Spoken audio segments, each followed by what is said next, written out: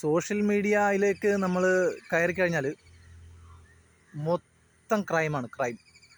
പീഡനം, കൊലപാതകം, എന്തൊക്കെ പ്രശ്നങ്ങൾ. ഇടുക്കിയിലൊരു മനുഷ്യനെ കുത്തിക്കൊല്ലുന്ന ഒരു വീഡിയോ കണ്ടിട്ടെ ഞാൻ ഓർക്കുകയാണ്, ഇത്രയും ക്രൂര സ്വഭാവം മനുഷ്യർക്ക് ഇത് എങ്ങനെ ഉണ്ടായെന്നുള്ളതാണ്. ഇത്രയും ക്രൂര സ്വഭാവം ഇതൊക്കെ ഇത്രയും നമ്മൾ ഈ അടുത്ത കാലത്തെങ്ങും എനിക്ക് തോന്നുന്നു ഒരു 5-10 വർഷം മുൻപ് വരെ നമ്മൾ ഇത്രയും ഒരു സിറ്റുവേഷൻ നാട്ടിലില്ലായിരുന്നു എന്നാണ് എനിക്ക് തോന്നുന്നത്. പോലീസിനൊക്കെ പുല്ലുവിലയായിട്ടുള്ള ഒരു അവസ്ഥയാണ്. നിയമത്തെ പേടിയില്ല. ഇപ്പോൾ ഈ കഴിഞ്ഞ ദിവസം നമ്മൾ കണ്ടതാണ്, മറ്റേ അലുവ അതുൽ എന്ന് പറയുന്ന ഒരു ചെറുപ്പക്കാരനെ വെട്ടിക്കൊന്നത്. ആ ചെറുപ്പക്കാരനെ വെട്ടിക്കൊന്നു എന്നുള്ളതിനേക്കാളൊക്കെ ഏറ്റവും വലിയ ഒരു മാരകമായി നമ്മൾ ചിന്തിക്കേണ്ട ഒരു കാര്യം എന്ന് പറഞ്ഞാൽ, മാരകമായ ഒരു വിഷയം എന്ന് പറഞ്ഞാൽ, അത്രയും ക്രൈം ചെയ്ത ഒരാളാണ് ഈ അതുൽ എന്ന് പറയുന്നത്. അതായത് ഒരുത്തനെ വീട്ടിൽ കയറി വെട്ടിക്കൊന്നെന്നുള്ളത് പോട്ടെ, അല്ലാതെ തന്നെ പല ലഹരി കേസുകളിലും അതല്ലാതെ തന്നെ പല വെട്ടുകേസുകളിലും കുത്തുകേസുകളിലും പ്രതിയായ മനുഷ്യനെ കോടതി 1 വർഷം തികയുന്നതിന് മുമ്പ് ജാമ്യം കൊടുത്തെന്നുള്ളതാണ് ഏറ്റവും വലിയ നമ്മൾ ചിന്തിക്കേണ്ട ഒരു പ്രശ്നം.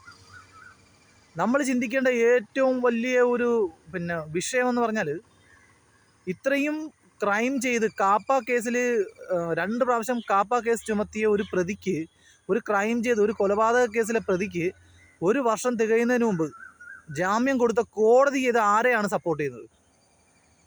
ഇതൊക്കെ നമ്മൾ ചിന്തിക്കേണ്ട വിഷയമാണ്. സാധാരണക്കാർ തെരുവിലിട്ട് ഒരു നിരപരാധിയായ മനുഷ്യനെ ഒരുത്തൻ കത്തിക്കൊണ്ട് തലങ്ങും വിലങ്ങും കുത്തി ചോര തളം കെട്ടിക്കിടക്കുന്ന അവസ്ഥ നമ്മൾ ഇടുക്കിയിലെ അവസ്ഥ നമ്മൾ കണ്ടതാണ്. ഈ അതുലെന്ന് പറയുന്നവനെ കൊന്ന അതേ ഏകദേശം അതിനോട് തന്നെ ചേർന്ന് അതിൻ്റെ അടുത്ത് തന്നെ ദിവസമാണ് ഈ സംഭവം നടക്കുന്നത്. വളരെ മാരകമായ 2 കൊലപാതകം. അതുകൂടാതെ മരുമകളെ വെട്ടിക്കൊന്ന അമ്മായിയമ്മ നമ്മൾ കണ്ടതാണല്ലേ മലപ്പുറത്ത്. അപ്പോൾ ഇത്തരം ക്രൈമുകളൊക്കെ ചെയ്യാനായിട്ട് പേടി, അതാണ് നമ്മൾ മനസ്സിലാക്കേണ്ടത്. എനിക്ക് തോന്നുന്നത് വക്കീലന്മാരും ഈ പറയുന്ന പോലെ പോലീസുകാരും ഈ ജഡ്ജിയും എല്ലാം കോട്ടിട്ടുണ്ട്. അവർക്ക് ശമ്പളം പറ്റാൻ വേണ്ടി മാത്രമാണ് ഇരിക്കുന്നതെന്ന് എനിക്ക് തോന്നുന്നത്. നിയമം കണ്ണും പൂട്ടി നടപ്പാക്കണം. ഇത് ആർക്ക് വേണ്ടിയാണ് ഈ പ്രതികളെയൊക്കെ, ഈ ഇത്തരം കാപ്പ കേസ് പോലും ചുമത്തിയ പ്രതികളെയൊക്കെ ഈ 1 വർഷം തികയുന്നതിന് മുമ്പ് ജാമ്യം കൊടുത്തുവിടാൻ ആർക്കാണ് ഇത്ര വ്യഗ്രത? ആർക്കാണ് ഇത്രയും താല്പര്യം? ഈ കുറ്റവാളികളെ സംരക്ഷിക്കുന്ന, കുറ്റവാളികൾക്ക് കൂടുതൽ ആനുകൂല്യം നൽകുന്ന നിയമമാണ് നമ്മുടേത്. അതാണ് നമ്മുടെ ഈ നാട്ടിലെ ഏറ്റവും വലിയ പ്രശ്നം. ഒരുത്തൻ കുറ്റക്കാരനാണെന്ന് തെളിഞ്ഞാൽ, അവൻ കുറ്റവാളിയാണെന്ന് തെളിഞ്ഞാൽ, അല്ലെങ്കിൽ അവൻ കുറ്റക്കാരനാണെന്ന് ഒരു 100-ൽ 70% അല്ലെങ്കിൽ 80% തെളിവുകൾ ഉണ്ടെങ്കിൽ പോലും അപ്പോഴും അവന് നീതിപീഠത്തിൻ്റെ ആനുകൂല്യങ്ങൾ മാക്സിമം കൊടുക്കാൻ, ഇരയ്ക്കല്ലാതെ ഈ പറയുന്ന പ്രതിക്ക് കൊടുക്കാൻ ശ്രമിക്കുന്ന നിയമമാണ് നമ്മുടേത്. അതുകൊണ്ടാണ് നമ്മുടെ നാട്ടിൽ നിയമത്തിനെ ആർക്കും പേടിയില്ലാത്തത്. കയ്യിലൊരു കത്തിയുമായിട്ട് ഇറങ്ങിയിട്ട് തെരുവിൽ പച്ച മാംസത്തിൽ കുത്തിയിറക്കാനുള്ള ധൈര്യം കാണിക്കുന്നത് നിയമത്തെ പേടിയില്ലാത്തതുകൊണ്ടാണ്. അതുലെന്ന് പറയുന്നവൻ മരണപ്പെടുന്നതിന് മുൻപ് നമുക്കെല്ലാവർക്കും അറിയാം, അവൻ 1 വർഷം തികയുന്നതിന് മുമ്പ് ജിം സന്തോഷ് എന്ന് പറയുന്ന ആ വ്യക്തിയെ വധിച്ചിട്ട് അവൻ്റെ വീട്ടിൽ കയറി അവൻ്റെ അമ്മയുടെ മുൻപിലിട്ട് ആ ചെറുപ്പക്കാരനെ ദാരുണമായിട്ട് കൊന്നിട്ട് 1 വർഷം തികയുന്നതിന് മുമ്പ് അവന് ജാമ്യം കൊടുത്തതെന്ന് പറയുമ്പോൾ നമ്മുടെ കോടതി സത്യം പറഞ്ഞാൽ ഈ പറയുന്ന ക്രൈം ചെയ്യാനായിട്ട്, ഈ പറയുന്ന അതുലെന്ന് പറയുന്ന വ്യക്തിയെ കൊലക്ക് കൊടുത്തത് നമ്മുടെ നിയമം തന്നെയാണ്. ആ വ്യക്തിയെ കൊലക്ക് കൊടുത്തെങ്കിൽ അത് നല്ല കാര്യം തന്നെയാണ്, മരണപ്പെട്ടു. കാരണം വാളെടുത്തവൻ വാളാലെ എന്നുള്ളതാണ്. കാരണം ഒരു സമൂഹത്തിന് നാശം വിതയ്ക്കുന്ന ഒരു വിത്ത് കൂടി ഇല്ലാതായി എന്നുള്ളതാണ് സത്യം. അല്ലാതെ ഇതിനകത്ത് വേറെ പ്രത്യേകിച്ചൊന്നുമില്ല. പക്ഷേ ഞാൻ പറഞ്ഞു വരുന്നതെന്ന് പറഞ്ഞാൽ, ഇപ്പം അത്രയും 10 ചെറുപ്പക്കാർ, അവനെ കൊല്ലാനായിട്ട് തുനിഞ്ഞിറങ്ങിയ 10 ചെറുപ്പക്കാരുടെ ജീവിതം പോയില്ലേ അല്ലേ? അവരിപ്പോൾ സമൂഹത്തിന് മുമ്പിൽ നോട്ടപ്പുള്ളിയായി, ഇല്ലെങ്കിൽ ഇന്നല്ലെങ്കിൽ നാളെ അവരുടെ കാര്യം ഇതുപോലെയൊക്കെ തന്നെ ആയിരിക്കും അല്ലേ? അപ്പോൾ ഇത് ആരാണ് വഴിവെച്ച് കൊടുക്കുന്നത്? നമ്മളുടെ ജനങ്ങളുടെ ഖജനാവിൽ നിന്ന്, നമ്മളുടെ നികുതിപ്പണത്തിൽ നിന്ന് ഈ പറയുന്ന കാക്കിയിട്ട പോലീസുകാർക്കും ഈ പറയുന്ന ജഡ്ജിമാർക്കും ഈ പറയുന്ന വക്കീലന്മാർക്കും ഒക്കെ ശമ്പളം കൊടുത്തിട്ട് ഇവരെന്ത് നീതിയാണ് നടപ്പാക്കുന്നത്? നമ്മുടെ നീതിന്യായ വ്യവസ്ഥ എന്ന് പറയുന്നത് കുറ്റവാളികളെ സംരക്ഷിക്കാനുള്ളതല്ല. അതിനകത്ത് കുറ്റവാളികളെ തക്കതായിട്ട് ശിക്ഷിക്കാനുള്ള എല്ലാ വകുപ്പുകളും ഉണ്ട്. പക്ഷേ അത് എന്തുകൊണ്ട് ഇവർ ഉപയോഗിക്കുന്നില്ല? എന്തിന് ജാമ്യം കൊടുക്കണം? ഇവനെപ്പോലുള്ള ആളുകൾക്കൊക്കെ എന്തിന് ജാമ്യം കൊടുക്കണം? ഇത്തരം ക്രൈമുകളാണ് സത്യം പറഞ്ഞാൽ മറ്റുള്ളവർക്ക്.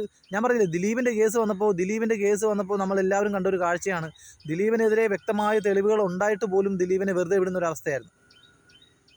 ദിലീപിനെതിരെയുള്ള അതേ കുറ്റകൃത്യങ്ങളോ അല്ലെങ്കിൽ അതേപോലെ തന്നെ തെളിവുകൾ മാത്രമേ ഈ പറയുന്ന പൾസർ സുനിയെ പോലുള്ള ആളുകളുടെ പേരിലും ഉണ്ടായിരുന്നുള്ളൂ. പക്ഷേ പൾസർ സുനിയെ പോലുള്ള 3-4 പേര് ശിക്ഷിക്കപ്പെടുകയും അത്രയും തന്നെ തെളിവുകളുള്ള ദിലീപിനെ വെറുതെ വിടുകയും ചെയ്ത ഒരു കാഴ്ച നമ്മൾ കണ്ടതാണ്. അപ്പോൾ ഇതൊക്കെ സമൂഹത്തിൽ തീർച്ചയായിട്ടും ഇത്തരം കാര്യങ്ങൾ ഒരുപാട് സ്വാധീനം ചെലുത്തും. ഹണി എം ജോർജ് അല്ലേ ആ ജഡ്ജിയുടെ പേര്? ആ ജഡ്ജി ആ വിധി പ്രസ്താവനയിൽ ആ ജഡ്ജിയെ ചോദ്യം ചെയ്തവരോട് ആ ജഡ്ജി പറഞ്ഞത് സമൂഹത്തെ ബോധ്യപ്പെടുത്താൻ വേണ്ടി ഒരിക്കലും ഒരു നീതിന്യായം നടപ്പാക്കാൻ പറ്റില്ലെന്നാണ് പറഞ്ഞത്. സമൂഹത്തെ ബോധ്യപ്പെടുത്താൻ. ഈ സമൂഹത്തെ ബോധ്യപ്പെടുത്താൻ അല്ലെങ്കിൽ പിന്നെ ആരെ ബോധ്യപ്പെടുത്താനാണ് നീതി നടപ്പാക്കേണ്ടത്?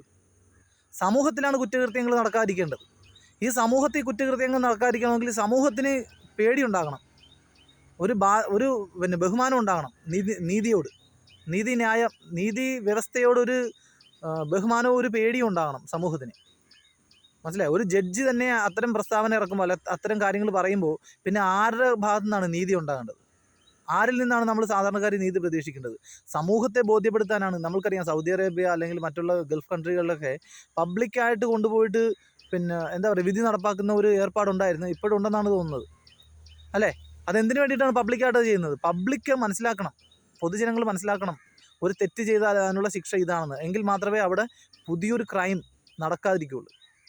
ഇവിടെ സമൂഹത്തിനെ ബോധ്യപ്പെടുത്തേണ്ട കാര്യമില്ല എന്ന് പറയുന്ന ജഡ്ജിമാരുള്ള നാട്ടിൽ ഇതല്ല, ഇതിനപ്പുറം നടക്കും. ഒരുത്തനൊരു കുറ്റകൃത്യം ചെയ്തിട്ട് ജയിലിൽ കയറിക്കഴിഞ്ഞാൽ 6 മാസത്തിനുള്ളിൽ അവന് എത്ര വലിയ ക്രൂരത കാണിച്ചെന്ന് പറഞ്ഞാലും അവന് പിടിപാടുണ്ടെങ്കിൽ പണം ഉണ്ടെങ്കിൽ 6 മാസത്തിനുള്ളിൽ അവൻ ജാമ്യത്തിലിറങ്ങുന്ന ഒരു അവസ്ഥയാണ് നമ്മൾ കാണുന്നത്. ഇതാണ് നമ്മുടെ നാട്ടിലെ നീതിന്യായ വ്യവസ്ഥ. ഇങ്ങനെയാണ് നീതി അല്ലെങ്കിൽ നിയമം പാലിക്കപ്പെടുന്നത്. പിന്നെ എങ്ങനെ നമ്മുടെ നാട്ടിൽ ഈ പിന്നെ കത്തിക്കുത്തും കൊലവിളിയും ചോരക്കളിയും പബ്ലിക്കായിട്ട് നടക്കാതിരിക്കും? ഈ പറഞ്ഞ ക്രൈം മുഴുവൻ നടന്നത് പട്ടാപ്പകലാണെന്നുള്ളതാണ് ഏറ്റവും വലിയ സത്യം.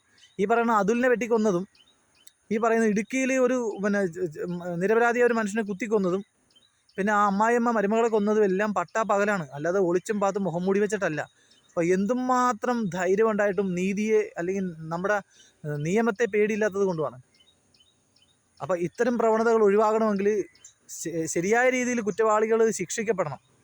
ശിക്ഷിക്കപ്പെട്ടാൽ മാത്രമേ ആ ഒരു പേടി എല്ലാവരുടെയും മനസ്സിലുണ്ടാകണം, ഇവിടെ ഒരു നിയമം ഉണ്ടെന്നും അത് നടപ്പാക്കാൻ പോലീസുകാരുണ്ടെന്നും, അല്ലേ? അപ്പോൾ അത്തരം പ്രവണതകൾ നടക്കാതിരിക്കണമെന്നുണ്ടെങ്കിൽ നമ്മുടെ നാട്ടിലെ നീതിന്യായ വ്യവസ്ഥകൾ സ്ട്രിക്റ്റ് ആയിരിക്കണം, ശക്തമായിരിക്കണം. എങ്കിൽ മാത്രമേ ഇത്തരം ക്രൈമുകൾ നടക്കാതിരിക്കുകയുള്ളൂ. പാവങ്ങളുടെ നിരപരാധികളായിട്ടുള്ള ആളുകളുടെ ജീവൻ നടു റോട്ടിൽ പൊലിയാതിരിക്കുകയുള്ളൂ. ഞാനൊരിക്കലും അലുവാദിൽ എന്ന് പറയുന്ന ആളെ ഞാൻ ഇതിനകത്ത് ഉൾപ്പെടുത്തിയിട്ടില്ല, നിരപരാധിയൊന്നും ഉൾപ്പെടുത്തിയിട്ടില്ല. അദ്ദേഹം ഒരു ക്രൈം ചെയ്ത ആളാണ്, കുറ്റവാളിയാണ്. അദ്ദേഹം അർഹിക്കുന്ന ശിക്ഷയാണ് അദ്ദേഹത്തിന് കിട്ടിയത്. ഞാൻ അദ്ദേഹത്തെ ഇതിനകത്ത് ഉൾപ്പെടുന്നില്ല. പക്ഷേ ഇടുക്കിയിൽ മരണപ്പെട്ടതും ആ മരുമകൾ മലപ്പുറത്ത് മരണപ്പെട്ടതുമായിട്ടുള്ള സംഭവത്തെക്കുറിച്ചാണ് ഞാൻ പറഞ്ഞത്. അപ്പോൾ അതുകൊണ്ട് ദയവ് ചെയ്ത് നീതിന്യായ വ്യവസ്ഥയോട് എനിക്ക് പറയാനുള്ളത്, അല്ലെങ്കിൽ അത് പാലിക്കാനായിട്ട് ചുമതലപ്പെടുത്തിയ ആളുകളോട് എനിക്ക് പറയാനുള്ളത്, ദയവ് ചെയ്ത് കൃത്യമായിട്ട് നിങ്ങൾ നീതി നടപ്പാക്കുക. ഒരാളുടെ മുഖം നോക്കാതെ നീതി നടപ്പാക്കുക. പണത്തിൻ്റെ സ്വാധീനം കൊണ്ട് നിങ്ങളുടെ കൈകൾ ബന്ധിക്കാൻ ഇടവരുത്താതിരിക്കുക. എങ്കിൽ മാത്രമേ നമ്മുടെ നാട് നന്നാവുള്ളൂ. ഓക്കെ.